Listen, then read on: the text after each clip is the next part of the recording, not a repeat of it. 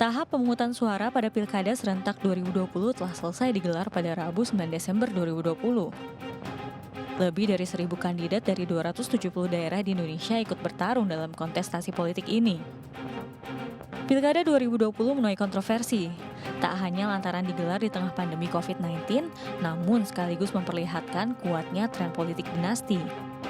Tercatat sebanyak 124 calon kepala daerah terpapar dinasti politik pada pilkada tahun ini. Mereka merupakan istri, anak, atau kerabat dekat dari kepala daerah yang sedang atau pernah menjabat. Selain berada dalam lingkaran kekerabatan kepala daerah, para kontestan Pilkada 2020 juga punya pertalian darah dengan Presiden Jokowi, maupun beberapa menteri di Kabinet Indonesia Maju. Sejumlah calon kepala daerah yang terpapar dinasti politik unggul dalam perolehan suara. Di antaranya, pasangan calon wali dan wakil wali kota Medan nomor urut 2, yakni Bobi Afif Nasution dengan Aulia Rahman. Seperti diketahui, Bobi memiliki relasi sebagai menantu dari Presiden Joko Widodo. Kemudian pasangan calon wali dan wakil wali kota Surakarta nomor urut 1, yakni Gibran Rakabuming Raka dan Teguh Prakosa. Gibran sendiri adalah putra dari Presiden Joko Widodo. Selanjutnya, pasangan calon wali dan wakil wali kota Tangerang Selatan nomor urut 1 yakni Benyamin Daphni dan Pilar Saga Ihsan. Pilar Saga adalah anak dari calon Bupati Serang Pertahanan. Tak berhenti di situ, Pilar Saga sendiri bertarung dengan dua pasangan calon yang sama-sama terpapar dinasti politik, yakni Rahayu Saraswati sebagai keponakan Menteri Pertahanan Prabowo Subianto, serta Rini Nur Azizah sebagai anak Wakil Presiden Republik Indonesia Ma'ruf Amin. Banyak dari kandidat berbasis kekerabatan, bukanlah politisi berpengalaman. Dinasti politik membuktikan ruang bersaing tidak makin meluas, namun semakin menyempit. Layakkah mereka diberi waktu dan ruang? Kita ulas lengkapnya di Indonesia Bicara.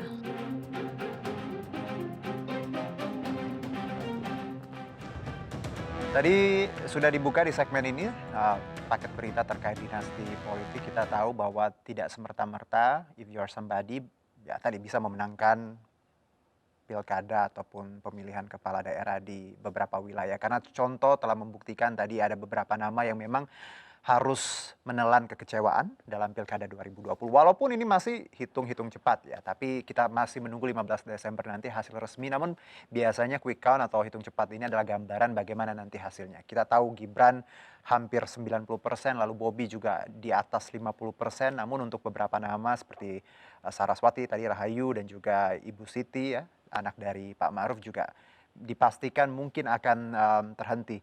Nah, kalau bicara tokoh atau figuran, ketokohan. Mas Hendri, apakah ini benar bahwa masyarakat kita memang kalau kita bicara pilkada, beda patternnya sama pemilu nasional. Iya. Mesin partai tidak semerta-merta menjadi kunci di sini. Kita lihat masyarakat kalau pilkada lebih lokal, jadi mereka lebih melihat sosok daripada partai. Apakah ini juga faktor yang harus dipertimbangkan calon-calon dinasti yang mungkin yang nanti akan maju? Calon-calon dinasti ya. Jadi gini, kita ini kan dulu sejarahnya memang kerajaan-kerajaan gitu. Hierarki lah So seperti itu. artinya kerajaan itu atau patron itu ya masih terpakai sampai sekarang. Makanya memang harus dihitung betul kalau di satu daerah dinasti politiknya kuat gitu ya, yang akan berkali-kali effortnya untuk mengalahkan dinasti itu gitu. Tapi kalau dalam pilkada memang bukan hanya ketokohan yang dihitung, tapi juga siapa tuan rumahnya gitu. Misalnya ya, Mas Gibran di Solo lewat PDI Perjuangan itu kakinya sudah lengkap tuh. Ya, Jadi home base lah di situ sudah PDI. lahir di sana, putra daerah, anak Pak Jokowi, majunya dari PDI Perjuangan pula gitu. Baik. Kenapa? Karena Solo itu kandang banteng. Ya, Bahkan kita Mbak semua Puan tahu. Maharani pun maju punya suara terbanyak di Pileg, itu majunya dari Solo Raya Oke. gitu. Jadi artinya memang dari awal kita sudah berhitung ini Gibran pasti menang Oke. gitu. Beda dengan Mas Bobi. Di Medan itu penguasanya ganti-ganti. Iya. Demokrat pernah, PKS pernah, Golkar pernah, PDI Perjuangan pernah. Nah jadi perjuangannya pasti lebih berat dibandingkan Medan. Oke. Mas Gibran Solo gitu. tadi. Oke. Nah jadi kembali ke bagaimana kita berhitung dinasti politik, it's true. Jadi benar apa yang disampaikan Harjuno bahwa hati-hati bila melihat sebuah daerah. Oke. Tangsel misalnya, itu Ya. ada tokoh-tokoh nasional di sana, akhirnya keok juga lawan dinasti lokal iya. di sana. Oke. Gitu. Kalau mau sekalian kayak Pramono Anung misalnya, Hmm. ya udah di daerah itu, akhirnya lawan kota kosong karena sangat dominan. Oke, baik. Saya ke Mas Andreas. Mas Andreas, kalau bicara, ya, saya mau tanggapan Anda terkait kemenangan Bobby dan juga Gibran. Tapi sebelumnya saya juga sempat ngobrol sama teman-teman yang di Medan bahwa saya tanya, kalian milih siapa? Milih Bobby, gitu bilang. Ini kenapa? Karena Bobby menantu atau ada alasan lain? Banyak beberapa teman di Medan mengungkapkan bahwa ya him karena memang I want to, karena pengen perubahan seperti itu. Jadi memang ada opini bahwa memang ya tidak semerta-merta beliau karena menantu. Nah, kalau Anda melihat kemenangan Bobby dan kemenangan Gibran, analisa atau tanggapan Anda tadi dari Mas Henry kan ada poin-poinnya. Ada yang ingin Anda tambahkan? Ya, jadi di setiap pilkada ketika partai mengusung, tiap daerah itu punya case yang berbeda. Oke. Nah, disitulah pentingnya pemetaan politik daerah. Dan kemudian ya didukung oleh hasil-hasil survei yang kredibel. Nah, untuk menjadi referensi di dalam proses pengambilan keputusan. Jadi kalau membuat suatu generalisasi dengan mengatakan dinasti itu tidak betul. Karena tiap daerah itu punya kultur yang berbeda, gitu, behavior politik yang berbeda, perilaku politik yang berbeda. Tapi ya misalnya mengusung Bobby di Medan itu juga dengan penuh perhitungan gitu. Kenapa? Karena incumbent ini yang dulu sebelumnya wakil wali kota dan kemudian karena wali kotanya kena kasus kemudian dia menjadi wali kota itu adalah sebelumnya diusung oleh PDI Perjuangan gitu. Nah, sehingga di sini benar apa yang tadi Mas Yuno katakan gitu bahwa ada keinginan yang kuat di Medan itu untuk adanya perubahan. Karena mereka lihat dari sekian lama ini ada semacam kalau mau bilang ada jaringan politik daerah yang tidak mendukung perubahan di Medan itu gitu. Sehingga kalau ada sekelompok atau sebagian besar yang menginginkan perubahan, mereka lihat Bobby adalah figurnya gitu. Dan disitulah klop matching antara apa yang diusulkan oleh partai dengan melihat keinginan yang ada di masyarakat terhadap figur yang akan ditampilkan. Sehingga meskipun Bobby itu adalah memang dia adalah menantu, tentu ada keuntungan politik. Startnya sudah ada lebih dulu gitu bahwa dari segi popularitas itu sudah ada nilai lebih yang dia miliki gitu. Tapi dia juga menampilkan diri sesuai dengan harapan masyarakat dan itu klop dan itu mengakibatkan Bobby menang gitu. Nah disitulah saya melihat fenomena apa yang terjadi di Medan gitu. Dan juga saya tahu teman-teman fraksi baik di daerah, baik dari DPRD, DPRD kota maupun teman-teman fraksi DPR RI yang dari Dapil Medan itu mereka juga ikut bantu bekerja untuk memenangkan Bobby gitu. Jadi dari berbagai macam faktor yang mendukung bahwa Bobby ini merupakan representasi keinginan publik yaitu perubahan tadi seperti Mas Yunor katakan. Jadi karakteristik tiap daerah beda-beda. Beda. Jadi tidak bisa disamaratakan. Bisa tanya ke surveyor seperti ya teman kita. Mereka tahu persis soal itu. Tapi kalau Mas Andreas, kalau ada narasi misalnya ketakutan publik, abuse of power, nepotisme ketika seorang pemimpin tadi berafiliasi langsung dengan presiden ataupun menteri, karena ya kita tahu banyak sekali belajar dari pengalaman ya dulu-dulu. Kalau biasanya anak menantu, kalau ya you can do anything. Betul. Nah, gimana? Ya itu mungkin terjadi gitu. Tapi beda dengan di dalam sistem yang saya bilang tadi. Ya kalau sebelumnya itu kan kita di dalam sistem yang otoritarian di zaman Orde Baru gitu. Sehingga meskipun terjadi dan orang tahu itu orang nggak berani ngomong. Atau kalau dia berani bicara itu selesai dia urusannya. Nah tapi di dalam sistem yang terbuka seperti sekarang, kalau mereka melakukan seperti itu, ya bunuh diri. Media akan menyoroti itu dan seluruh akan... Zamannya udah beda ya Mas ya?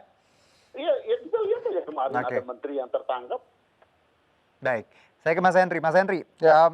kalau ada ketakutan mungkin dari masyarakat terkait tadi kedekatan dengan penguasa, let's say abuse of power, nepotisme, Anda melihat bahwa praktek ini masih bisa mengancam dong terhadap dinasti politik yang saat ini, atau Anda melihat ini sebenarnya nggak perlu takut karena kita di zaman yang semuanya terbuka, jadi sah-sah saja seperti itu?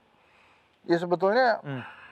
kalau masih boleh ke TPS, Hmm. itu artinya kekuasaannya masih ada di rakyat tuh. Oke. Tapi kalau misalnya pada suatu saat nanti Ditunjuk kita ya. nggak boleh ke TPS gitu, ya berarti memang kita nggak punya kuasa lagi Ya. atas suara kita. Oke. Kita ini rakyat ya, Jun, saya, Anda gitu ya. Ini tuh dibutuhkan daerah sama negara, Mhm. sadar atau tidak sadar, itu dalam 5 tahun cuma 5 jam. Itu Ya. ditanyain tuh, Mas Juno sudah ke TPS belum? Kalau belum ke TPS dong. Ya. Ayo kasih suara. Begitu selesai, itu kan dari jam 7 kita dikejar-kejar kan. Jam 12 selesai, habis itu nggak ditanyain lagi. Mau kerja kek, mau kemana kek, terserah. Tapi dalam 5 jam itu, pasti kita dibutuhkan tuh. Oke. Nah itulah nasib kita sebagai rakyat. Makanya 5 jam itu harus kita pergunakan betul untuk menentukan siapa yang akan kita pilih. Jadi Oke. kalau memang tidak suka ya jangan dipilih. Oke. Nah jadi kembali lagi, pada saat kita menentukan bahwa demokrasi adalah yang kita pilih, ya kita harus permisif terhadap hal ini gitu. Baik. Apalagi biasanya dinasti politik itu juga terjadi bukan di eksekutif tapi di legislatif. Coba cek ke Bang Andre, berapa ada nggak yang satu keluarga juga tetap Ada. PDI Perjuangan Oh, gitu kan? banyak, Nah, banyak. banyak kan? Nah itu nggak apa-apa juga, Oke. terbuka juga Oke. di PDI Perjuangan kan? Selama Anda mau jadi kader dari awal ya silakan, kita terbuka aja. Oke.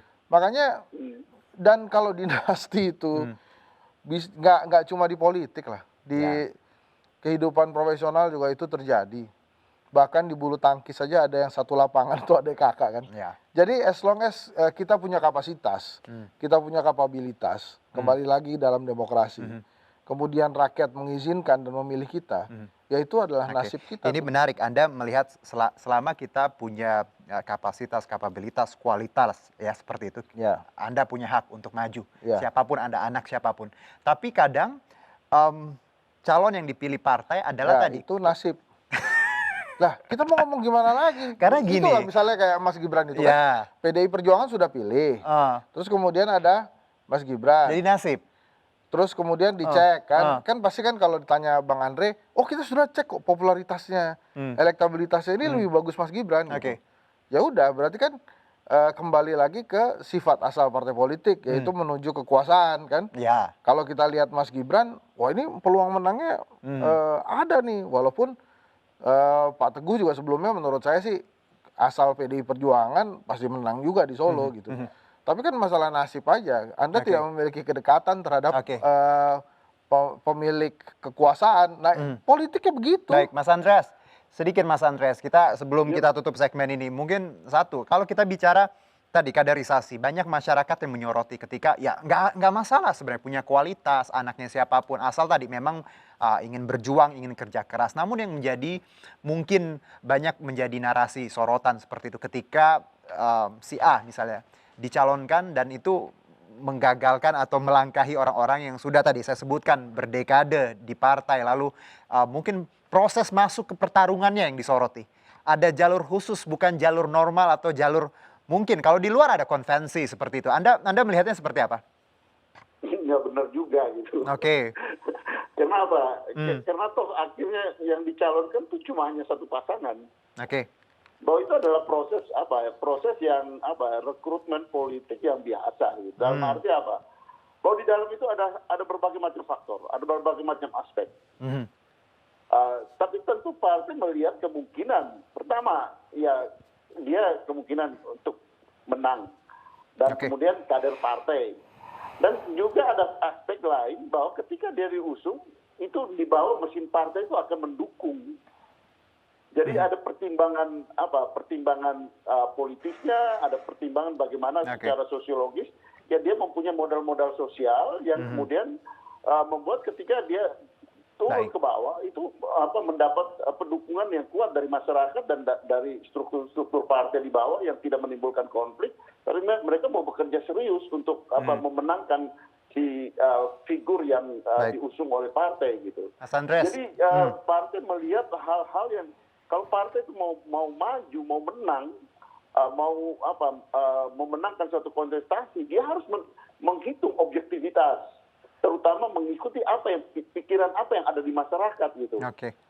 Jadi partai juga sangat menghitung aspek tersebut gitu. Baik.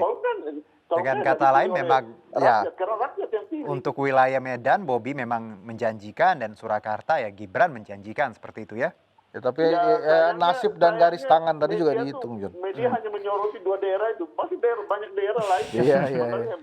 Tapi Mas Andreas, kalau bicara polanya Mas Gibran seperti itu sama seperti Pak Jokowi dulu langkahnya menjadi wali kota Solo. Anda melihat apakah ini juga nanti milestone-nya akan lebih panjang lagi? Gibran mungkin akan dipersiapkan untuk ke jenjang yang lebih tinggi? Kalau kerjanya bagus pasti ya. Bagaimana gimana? dia bekerja?